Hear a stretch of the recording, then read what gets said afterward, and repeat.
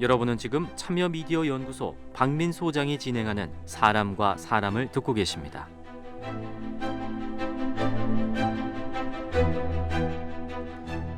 네, 앞으로 2035년까지 전주시에 무려 5만 세대의 아파트가 추가 공급된다고 하네요.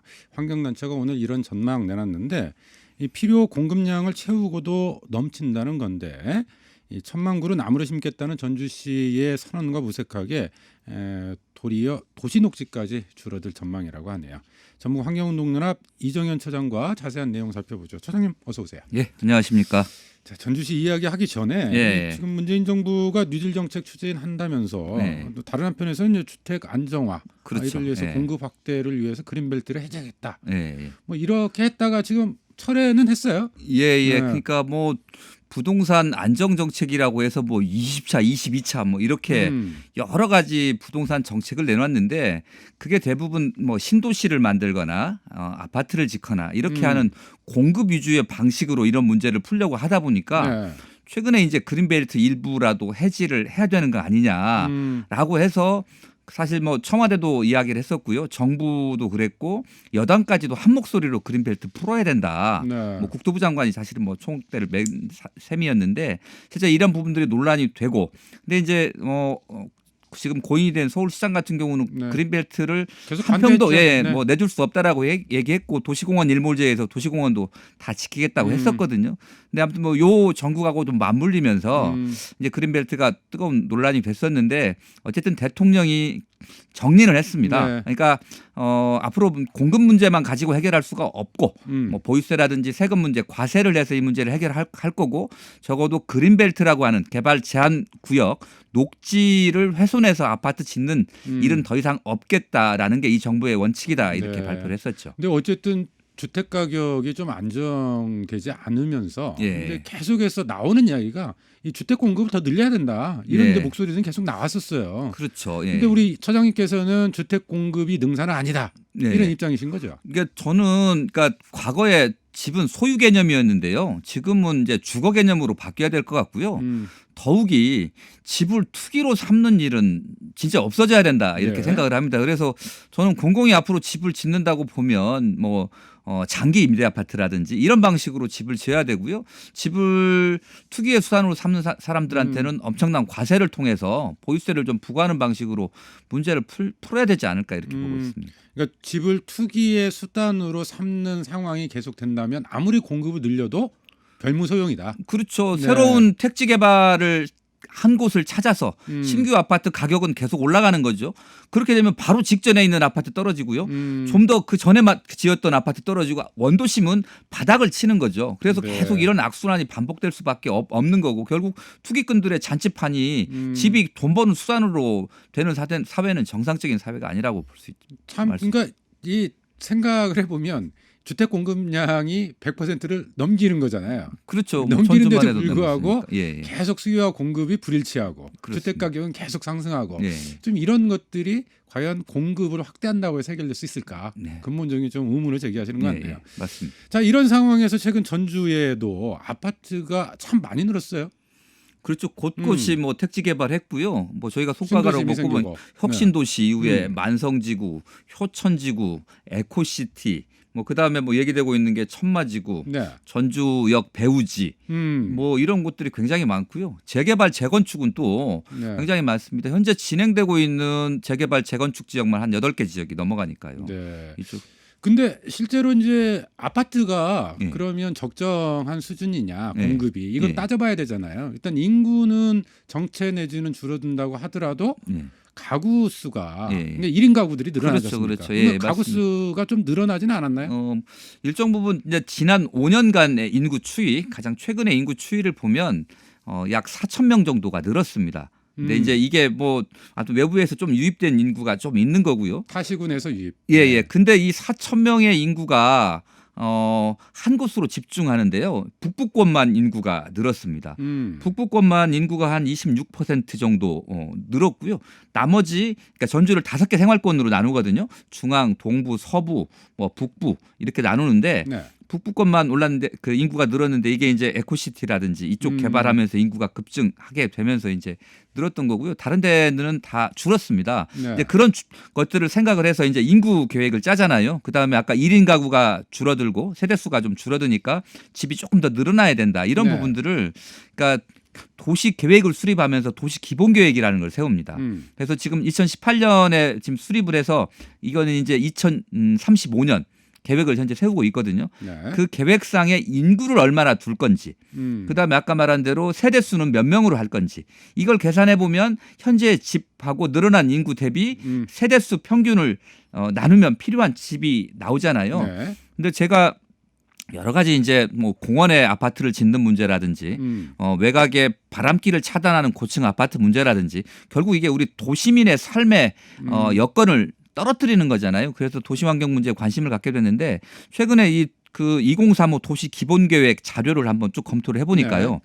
2018년도부터 2025년, 35년도 아니고 2025년 이 7년 사이에 지어지는 아파트 그러니까 지어졌거나 현재 계획이 확정이 네. 되어 있거나 준공을 하는 아파트가요. 38,100여 세대고요.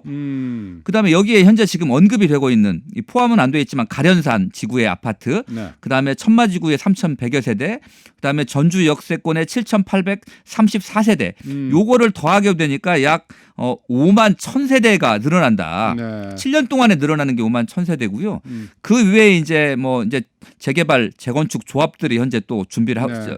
실시 계획이라고 하는 건 인가를 받게 되면 또 지켜되거든요. 이런 것들을 포함하게 되면 뭐 거의 6만 세대 이상이 10년 안에 지어질 거다 이렇게 보고 있습니다. 그러니까 아무리 전주시 인구가 늘어나고 또 가구 수가 1인 가구 여파로 예. 늘어난다고 하더라도 예. 지금 아파트 주택 공급 계획이 너무 과도하다. 지금 네, 이런 그렇습니다. 지적이신 거잖아요. 예, 그렇습니다. 네. 그러니까 이게 인구 계획을 한번 좀 아까 다시 말씀드리면 그러니까 도시의 큰 틀은 인구가 얼마나 늘어나에 따라서 주택 공급도 짜야 되고 도로 계획도 만들어야 되고 각종 뭐 하수 처리 시설이라든지 수도 공급 시설이라든지 이런 게 갖춰지게 되거든요. 그래서 네. 이제 과거에는 예를 들면 인구를 많이 부풀립니다. 그러니까 예를 들면 그랬었죠, 20년 전에 그랬었죠. 세운 인구가 네. 2020년 전주시 계획 인구가 93만 정도 됐었어요. 네. 원래 100만 넘겨야 된다는데 줄여서 그 정도인데 그래서 도시 기본 계획을 세울 때마다 인구 때문에 논란이 많았습니다. 그런데 재작년에 2018년 11월에 초안이 나왔을 때만 해도 전주 인구가 83만 5천 명으로 계획이 돼 있었고요. 2035년이. 네. 근데 이게 이제 안에서 계속 논란이 돼서 아직도 확정을 못 했는데 인구가 75만까지 좀 줄였고요. 그다음에 이것보다 더 줄여야 된다. 72만 5천 명 정도로 줄여야 된다.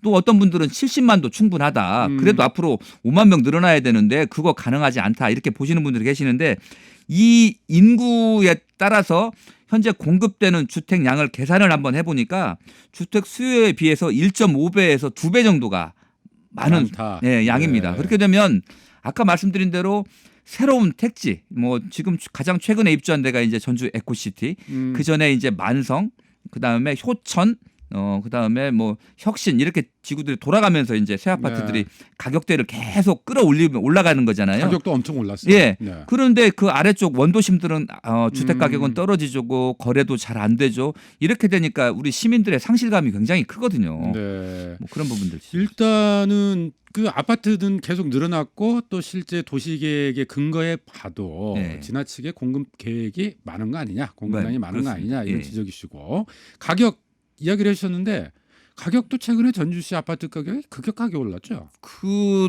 어쨌든 분양가도 1,000만 원 이상이 이제 진짜 넘은 네. 것 같고요. 그 최근에 한 3년 정도 거주하시고 팔고 나가신 분이 만성지구가 거의 뭐 한 1억 5천 가까이 뭐 좋은 네. 집이어서 그런지 그렇게 돼 있고 뭐 에코시티에 있는 아파트들도 입주하면서 뭐 한 처음에 분양 가격보다 1억 이상 올랐다 이렇게들 이야기 하시고 있습니다. 대부분 신도시 택지의 새 아파트들이 그렇게 가격대를 형성을 하고 네. 있거든요.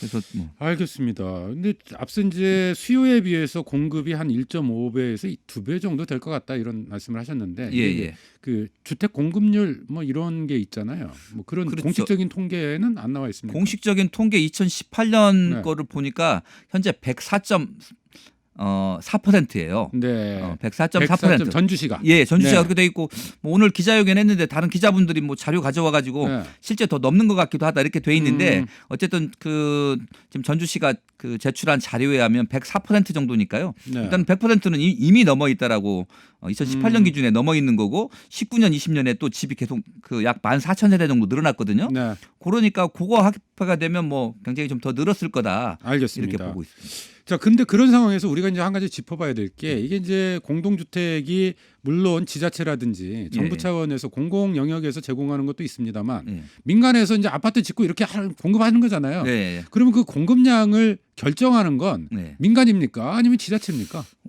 민간일 수도 있고 그 공공일 수도 있는데요. 일단 지금까지 계속 대규모 택지 조성 사업을 담당하는 것은 LH였습니다. 네. 한국토지주택공사. 그리고 이제 공공이 도시계획에서 여기를 인구를 산정해가지고 이 근처에다 택지를 조성할 계획을 만들어내면 민간이 들어오든 LH가 들어오든 여기 택지 조성 사업이 되는 거거든요. 전주 서부 신시가지가 그랬고요. 그렇게 해서 이제 아파트들이 들어오고 도심이 확장이 되는데 자꾸 도심의 외연을 확장하고 도시를 확장시키다 보니까 원도심은 이제 공동화가 되는 거고요. 그래서 현재 이야기한 인구가 증가하지 않는 상황에서 외연 확장하는 건 아무 의미가 없다. 지금 상황에서는 오히려 도시를 어떻게 관리할 것인가라는 부분에 초점을 맞춰야 된다. 예를 들면 전주만 해도 아직도 소방차가 못 들어가 가지고 네. 화재가 나면 무방비 상태인 이런 원도심 낙후 지역들이 있거든요. 이런 부분들은 최소한의 정주 여건을 갖춰주는 방식으로 그 예를 들면 그 뭐 도시 계획을 짜야 되는 거고요. 네. 그다음에 이제 공공 임대 아파트 당연히 지어야 됩니다. 청년, 신혼부부, 노령자를 위한 이것들 많이 지어야 되는데 지금까지의 공공 임대 주택 방식은 사실은 공공성을 포장한 그 사실은 분양하고 네. 땅 장사였습니다. 오히려 뭐 5년 후에 8년 후에 분양하는 비율들이 더 높았기 때문에 이런 부분들을 좀 많이 개선을 해야 된다. 이런 네. 취지로 어쨌든 민간에서 공급을 한다고 하더라도 지자체에서 사실 이제 그 공공에서 택지 분양이라고 하는 방식을 통해서 공급량을 관리할 수 있는 거고. 당연히 그렇습니다. 그래서 공급량과 관련해서 이게 수요보다 지나치게 많은 거냐 그렇지 않은 거냐 예. 지자체 정책을 평가할 수 있는 하나의 기준이 될 수 있다. 예, 그렇습니다. 네.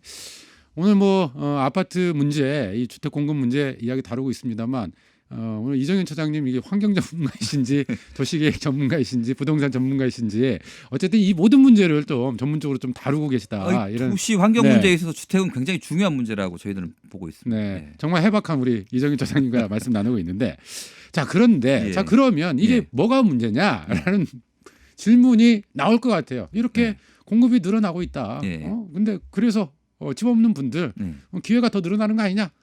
예, 그렇습니다. 그러니까 그 이제 무주택자들이 이제 선택할 수 있는 집들을 더 늘리는 게 중요하잖아요.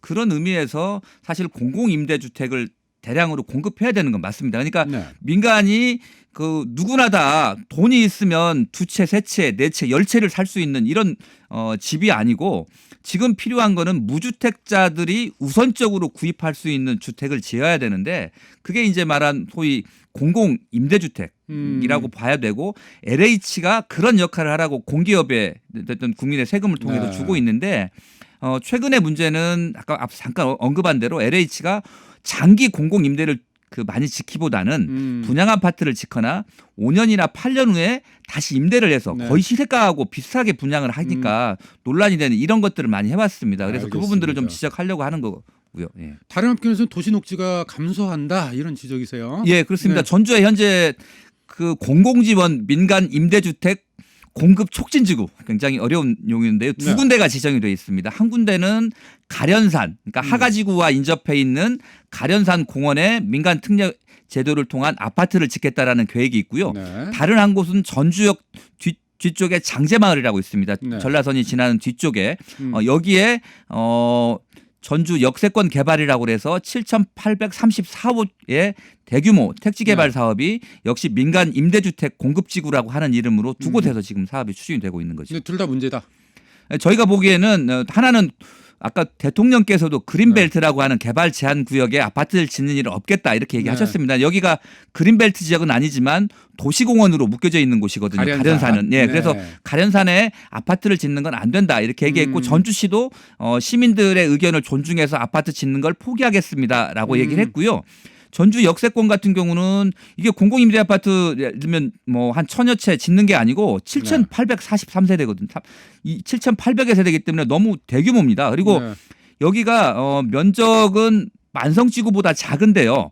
아파트 세대 수는 만성지구의 1.5배입니다. 다시 말씀드리면 굉장히 고밀도로 고층으로 개발한다라는 거거든요. 그래서 네. 전주시가 전주시 아파트 공급량 그리고 도시 재생 사업들이 원도심을 중심으로 하고 있는데 여기에 찬물을 끼얹는 이런 사업이 될 수 있기 때문에 이 사업을 우리가 포기할 테니 국토부가 철회해달라는 요구를 지금 지속적으로 하고 있는데 국토부가 이 두 곳의 사업 지구에 대해서 네. 계속 사업을 추진하라고 요구를 하고 있기 때문에 네. 이 부분들이 좀 문제가 되고 있습니다. 일단 가련사는 논란이 되자 안 하겠다. 시든 이렇게. 안 하겠다고 하는데 국토부는 여전히 여기다가 또 이렇게 아파트를 안산에도. 지어야 된다라고 얘기를 하고 있습니다. 네. 그리고 그 전주시 역세권 문제 예. 이야기하셨어요. 근데 예. 최근에 전주시와 또 LH 간에 의견이 있었고요. 네. 그걸 서윤근 의원이 지적을 했습니다. 네. 그래서 역세권 공공 임대 아파트 계획인데 네. 이걸 포기하고 천마지구의 민간 네. 아파트 개발을 네. 지원하기 위해서 네. 전주시가 역세권 개발 안 하는 거 아니냐? 네. 뭐 아주 타당한 지적이고요. 그 진보정당 의원으로서 당연히 해야 될 말씀을 하셨어요. 근데 다만 이 역사적 과정이라는 게 있잖아요. 그러니까 천마지구 3,100세대는 거기 예비군 대대를 이전하면서 그 이전에 필요한 비용들을 여기를 개발하는 걸로 충당을 하기로 한 겁니다. 그러니까 네. 그거는 지역분들이 합의를 해야 돼요. 여기 예비군 부대를 유지하느냐. 하는 채로 둘 것이냐 아니면 근데 제가 알기로 이 전주시나 지역 주민들이 예비군 부대를 이전하는 거에 합의를 하셨다고 봅니다. 네. 이건 지역사회에 합의가 있었던 거고요. 이 가련산하고 전주 역세권 배우지 네. 사실은 역세권 표현이 맞지 않습니다. 근데 배우지 같은 경우는 2018년 12월에 지구 지정을 한 겁니다. 네. 그러니까 아직 계획 단계이기 때문에 여기 천마지구는 이미 이제 용역이 끝났고 고시 단계입니다. 저는 여기도 줄여야 된다고 생각을 하고 이런 곳에 임대 아파트 짓는 쪽으로 사업 계획을 바꿔야 된다고 생각을 네. 합니다. 근데 이제 예산의 문제니까요. 그런 측면에서 천마지구도 규모를 줄이고 임대 아파트 비중을 둬야 된다라고 생각을 하고요. 다만 공공 지원 민간 임대주택 공급 촉진 지구는 네. 이제 계획 단계이기 때문에 여기는 일단은 지구를 해제하고 공공 임대주택이 필요하다라고 보면 네. 별도의 부지를 만든다거나 재개발 재건축이라든지 이런 부분들과 협의해서 만들어도 충분하다 이렇게 생각합니다. 새로운 곳에 공공 임대주택 단지를 만들 게 아니고 예. 구도심이라든지 예, 예. 이런 데에다가 만들어라. 예, 그렇습니다. 한 네. 가지 제가 예를 들면 마무리를 해야 될 것 예, 같아요. 예. 저기 전에 평화동 사셨잖아요. 네. 예, 평화동 쪽에 오래된 공공 임대 아파트가 있습니다. 여기 이대로 놔두면 슬럼화가 될 가능성이 매우 높습니다. 가장 어렵고 낮은 곳에 사는 분들인데요. 저는 LH가 이런 곳들을 리모델링해서 이분들에게 쾌적한 주거 환경을 저렴하게 제공해주는 이런 사업들로 이제 방향을 바꿔야 된다. 대규모 아파트 단지를 만드는 시대는 이미 갔다. 이렇게 저는 보고 있습니다. 그러니까 공공 임대주택이 중심이 된 계획이기 때문에 전주시 역세권 배후 단지 뭐 반드시 해야 된다 이런 입장이 아니고 예, 예. 그것조차도 전체적인 도시 계획 예, 균형 그렇습니다. 잡힌 계획 속에서 다뤄질 필요가 있다. 네, 공공 임대는 그래도 많이 공급해야 네. 된다고 봅니다. 알겠습니다. 자, 전북 환경운동연합 이정현 차장과 함께 이 전주시 부동산 정책에 대한 이야기 나눠봤습니다. 오늘 말씀 고맙습니다. 감사합니다.